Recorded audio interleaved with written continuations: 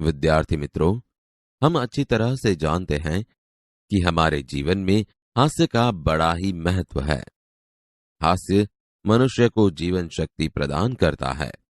हंसी, क्रोध, चिंता और क्षोभ को भगा देती है। साथ ही वह मुख और स्वास्थ्य की चाबी है। आइए ऐसे ही कुछ चुटकुले सुनकर हंसने का आनंद ले। तुमने राजू को चांटा क्यों मारा? 15 दिन पहले उसने मुझे हिप्पोपोटेमस कहा था। तो फिर 15 दिनों के बाद आज ही क्यों मारा? मैंने कल ही सर्कस में हिप्पोपोटेमस देखा यार। अब मैं भुलक्कड़ नहीं रहूंगा, मुझे सब याद रहेगा। वह कैसे? देख, मैं नई किताब खरीद लाया हूँ जिसका नाम है याद रखने के 1000 तरीके। हाय राम, यह किताब तो आप 10वीं बार ले आए। 1 रुपया दे दो साहब। कल आना। कल आने के चक्कर में इस मोहल्ले में मेरे लाखों रुपए फंसे हैं। रमेश, 50 में से कितने कम करने से 5 बचेंगे? गुरुजी, 0 निकाल दीजिए। मेरे पिताजी जब माचिस की डिबिया खरीदते हैं तो सारी तिलियां गिनते हैं कि कहीं कम तो नहीं। मेरे पिताजी माचिस की डिबिया खरीदते हैं तो सारी तीलियां जलाकर देखते हैं कि कोई तीली खराब तो नहीं। यह टायर कैसे पंचर हो गया? एक कांच की बोतल पर चढ़ गया था। क्या तुम्हें बोतल नहीं दिखाई दी? क्या बताऊं यार, वह तो उस आदमी की जेब में थी जो मेरी कार के नीचे आ गया। मित्रों, यह चित्र देखिए, क्या लगता है? हाँ, एक व्यक्ति सूचना का पालन करने हेतु दर्शन करने का नया तरीका आजमाता है। डॉक्टर साहब, मेरे सिर में दर्द है पर पता नहीं चल रहा कि किस सिर में दर्द है। आप ही कुछ इलाज कीजिए। हैं? मित्रों, इस चित्र में आपने हाथी पर शीर्षासन करते मनुष्य को देखा। अब हाथी की बारी। हाथी मनुष्य के सिर पर शीर्षासन करना चाहता है। आप हाथी की इच्छा पूर्ण कीजिए और बनाइए ऐसा ही एक चित्र। हाथी को शीर्षासन कराने के लिए अगली स्लाइड देखिए। उदाहरण के अनुसार एक शब्द रखकर चुटकुला बनाइए। उदाहरण: हेतल मिठाई नहीं खाती। इसमें हेतल क्या है? मूर्ख। 1, बेटा, घर में कुत्ता कैसे आ गया? मुझे मिलने। 2, आप कब से खड़े खड़े चीजों को देख रहे हैं? आपको क्या चाहिए? मिठाई की खुशबू।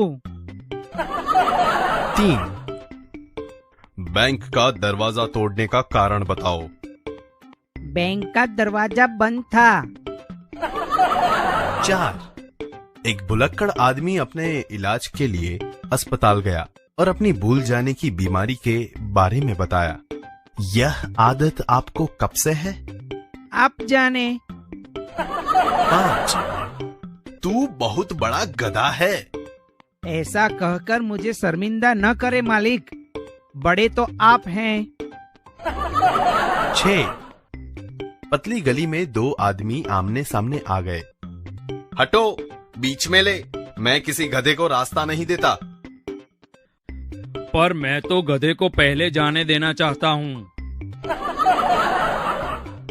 7, न्यायालय में 2 वकील। तू गधा है। तू तो बड़ा गधा है। तू बहुत बड़ा गधा है। Order, order. आपको ध्यान रखना चाहिए कि मैं भी गधों का न्यायाधीश नहीं हूँ। 8, मैं आपकी बेटी से शादी करना चाहता हूँ। मैं नहीं चाहता कि मेरी बेटी किसी गधे के साथ रहे। जी, मैं भी यही चाहता हूँ, इसीलिए तो उससे ही शादी करना चाहता हूँ। नो, इस गधे को लेकर कहाँ जा रहा है? देखता नहीं, मेरे साथ गधा नहीं कुत्ता है। यार तू चुप कर, मैं कुत्ते से ही बात कर रहा हूँ। 10 सामने से गधे आते देखकर पति बोला, देखो तुम्हारे रिश्तेदार आ रहे हैं। जी हाँ, रिश्तेदार तो हैं ही, पर हुए तो आपसे शादी करवाऊंगी। भाषा सज्जता। विद्यार्थी मित्रों, भाषा बातचीत का एक माध्यम है। भाषा की कई सारी विशेषताएं हैं।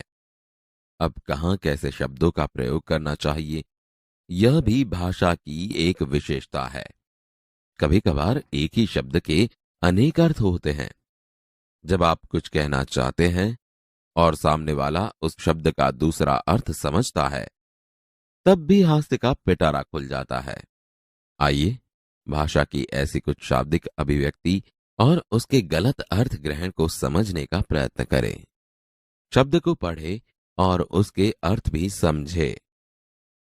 निम्नलिखित शब्दों को पढ़िए और समझिए। 1. सोना। सोना का एक मतलब होता है धातु, ये संज्ञा बताता है।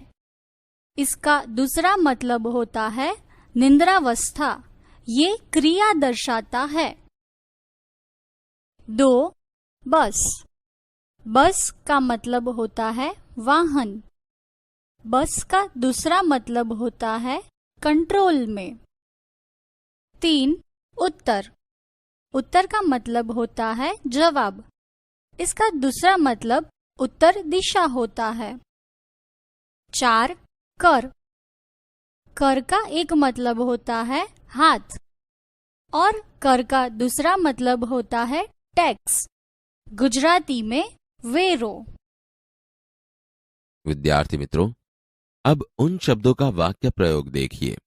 जब सामने वाला अर्थ गलत करता है तो वह आप जो कहना चाहते हैं उसके बदले कुछ और ही समझता है। आइए इन वाक्यों को पढ़िए और इस बात को समझिए। 1. लंका को सोने की लंका क्यों कहते हैं? क्योंकि वहां कुंभकर्ण जैसे सोने वाले लोग रहते थे। 2. आपका बेटा बड़ा हो गया है, पर आपका बेटा बस में तो है ना? जी नहीं, मेरा बेटा अभी बस में नहीं पर मेरे साथ गाड़ी में है। 3. पढ़ाने से पहले ही मैं जान लेना चाहता हूं कि बाद में मुझे कौन बताएगा उत्तर। बाद में क्यों? मैं अभी बता देता हूं। देखो, आपके ठीक दाएं हाथ की ओर ही उत्तर है। 4. सरस्वती के कर में क्या है? जी कुछ भी तो नहीं, देवी देवताओं पर कर लागू नहीं होता। मित्रों, ऐसे अन्य अनेकार्थी शब्द खोजकर चुटकुले बनाइए और कक्षा में सुनाइए।